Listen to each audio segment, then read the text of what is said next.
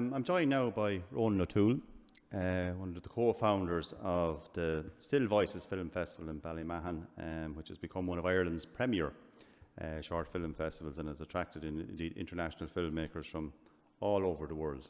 Thanks very much, Ronan, for joining us here today. I know the film festival was just held online recently there, and as I say, COVID has had a huge effect on all aspects of the arts community within the county. What effect has it on, say, yourself and indeed the festival? Well, it's good to be here, Michal. Thanks for inviting me. So I suppose for the arts community in general, COVID had a devastating impact. Artists make money through their art, and so not being able to showcase your work or distribute your work is difficult. And no more so than with us as a festival. The point of a film festival or an arts experience a lot of the time is the communal experience, the communal aspect to it, where you are sitting in a theatre or even out in the field, and you are collectively experiencing and appreciating the art. So to not have that and try and then adapt to essentially digital only was, I suppose, tricky in the sense that we hadn't done it before, and there was a lot to learn and a lot to try and figure out. But we are lucky. We have tremendous support from Creative Ireland, specifically Creative Westmeath, Creative Longford particularly. Creative Longford would be our main backer sponsor, and then Creative Roscommon as well. So I spoke with Creative Longford and we kind of discussed what we were going to do. I said we were just going to take a step back from a full festival and we will just host our short film competition online. And they said, absolutely, we'll back you, whatever you think. So that's what we did. And along with the Galway Film Fleadh, which takes place in July, and the IFI, which also went online, we were amongst the first film festivals to take that approach to go online. And so with a lot of things, it had pros and cons. It's expensive for one con. But a big pro about it was that we were able to attract a far larger audience than you would ever get in physically, I suppose, coming to the festival in Ballymahan, because people don't have to travel, they don't have to try and arrange the dates and stuff. We got nearly close to 3,000 visitors across the website. 1,000 users signed up to the website to use it, and then nearly 3,000 views over the weekend of the festival, which is an incredible number for us. That wouldn't be something you would get in Ballymahan during the festival normally.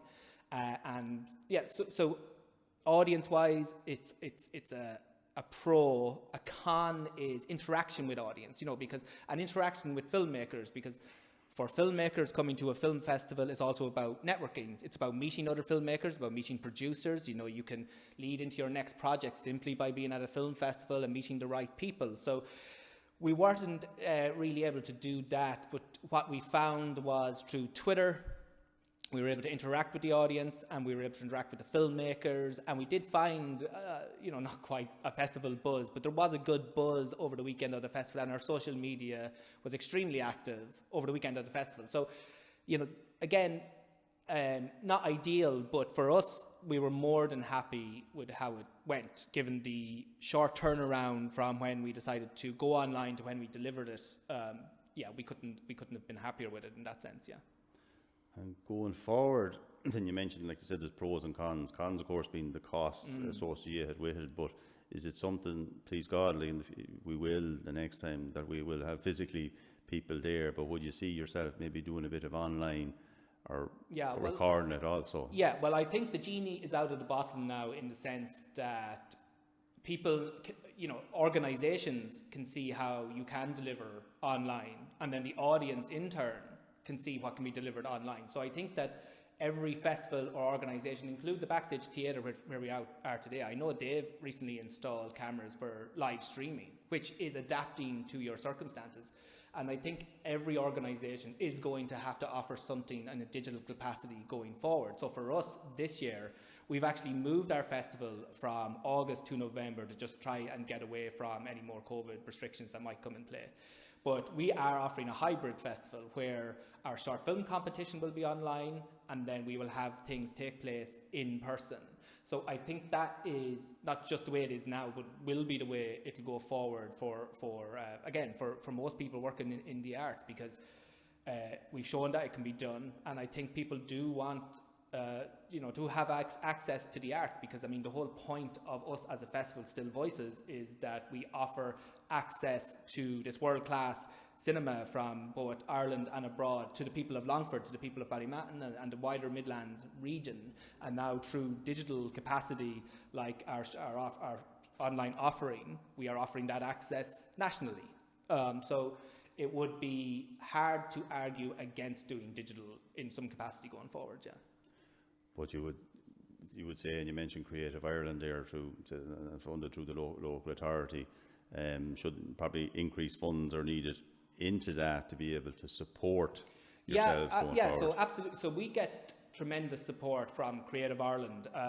When we decided to become a weekend festival, to grow to a weekend festival in originally announced in 2016, but the first festival was 2017. The Creative Ireland scheme had just been announced, and I was fortunate enough to meet with Mairead Martin and specifically Mary Reynolds, and Mary and I were on the same page straight away. So our funding primarily comes from Longford, and then we also work, because of Ballymahon's location right on the border with Westmeath. We work with Westmeath County Council, Creative Westmeath as well, Miriam there, and from this year Roscommon as well, just to share the workload. But the support there from Creative Ireland is amazing, and this year we received funding from the Arts Council for the first time, specifically to fund that digital capacity. That's what we applied for under their new digital capacity scheme, I think it's called.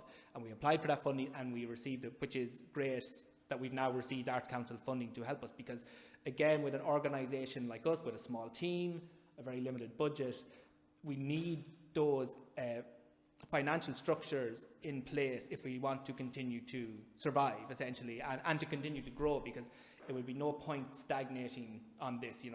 Like I said, we're probably going to have to offer digital capacity along with your live capacity, and so the cost there is going to be monumental, because with the live capacity, your guests are going to have to come over, so you have travel costs and then you have accommodation costs, but you also offering the digital cost then as well. So again, that has to be added to a budget going forward, so your budget's going to have to expand, and therefore the support from the government structures that are in place is going to have to be there as well.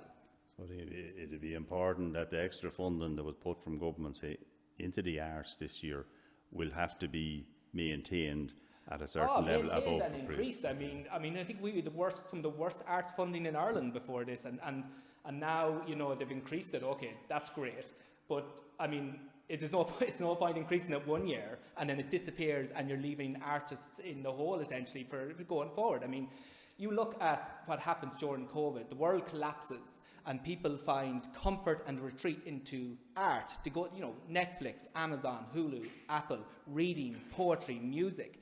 People find comfort in art. Everybody wants to consume the art, but people then do not want to support the artists. You look at this universal basic income scheme it's going to be trialled, okay?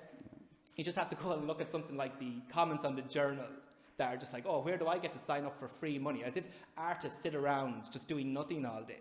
I mean, if this becomes a thing where, well, we support you now and then the support disappears, like for instance, the PUP scheme is going to be wound up. Okay, artists like musicians, for instance, that make their money playing in pubs and stuff, are they going to be supported as they slowly get back to their job? Like what schemes are going to be there in the future? I would be worried that it would just be pulled out from under them. I don't think that'll happen personally myself, because it's something that we have discussed, that, and particularly the entertainment industry, that support needs to continue into 2022,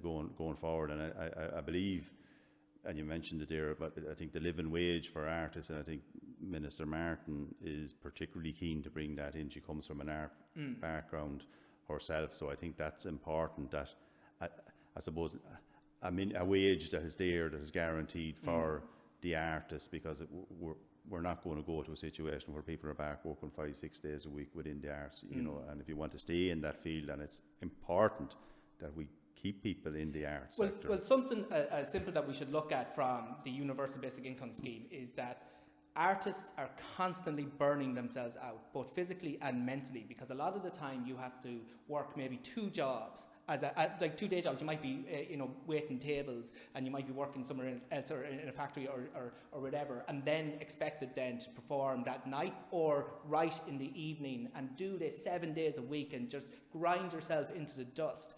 If people are just given a universal basic income where they don't have to worry so much about food or paying the bills, that in itself might help mental health, which in turn then makes the artists more productive and stuff, and they don't have to work as many hours outside of their art. I mean, it takes a long time to produce good work. I mean, to sit down and write 1 page of a script, I don't know if you've ever tried it, but I mean, is a difficult task, and we expect our artists to do that along with trying to survive in this world that they're currently in. So yes, I hope the Universal Basic Income Scheme works, if anything, just to protect and help people's mental health. All right, no, thank you very much, Ronan. I want to congratulate you for the work that you've done in building the festival into one of the most successful festivals. And as I say, it's not just Ireland, it's internationally now, and I think it's important that the support mechanisms are put in place so we can actually grow that festival, as you said earlier. So thanks very much, Ronan. No worries. Thanks, Michal.